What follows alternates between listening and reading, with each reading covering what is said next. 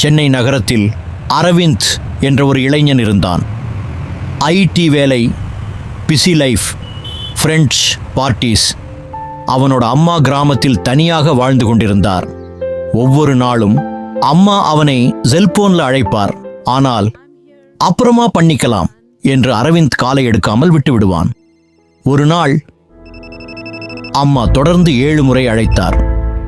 அரவிந்த் சற்றே கோபமாக, என்னம்மா இவ்வளவு கால் பண்றீங்க, பிஸியா இருக்கேன், கால் கட் பண்ணு என்று சொல்லிவிட்டு கால் கட் பண்ணிட்டான்.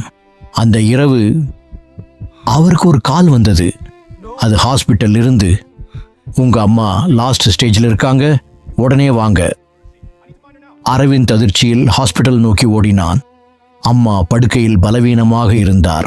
அவள் மெதுவாக கேட்டாள், நான் கால் பண்ணினதுக்கு ஒரு தடவையாவது பேசியிருக்கலாம்லா மகனே என்று அழுது கொண்டே கேட்டார்.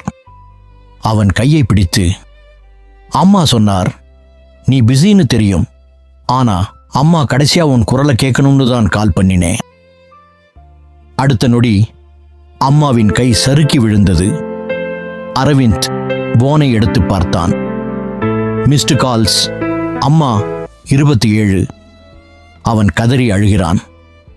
அம்மா இப்போ பேசுறேன், ஒரு தடவை கால் பண்ணுங்க என்று சொல்லி அழ ஆரம்பித்தாள். அவன் கதறி அழுகிறான். அம்மா இப்போ பேசுறேன், ஒரு தடவை கால் பண்ணுங்க என்று சொல்லி அழ ஆரம்பித்தான். ஒரு தடவையாவது பேசியிருக்கலாமே. பிஸி வாழ்க்கையில் பெற்றோரை மறந்து விடாதீர்கள். ஒரு கால் ஒருத்தரோட லைஃபை காப்பாற்றலாம்.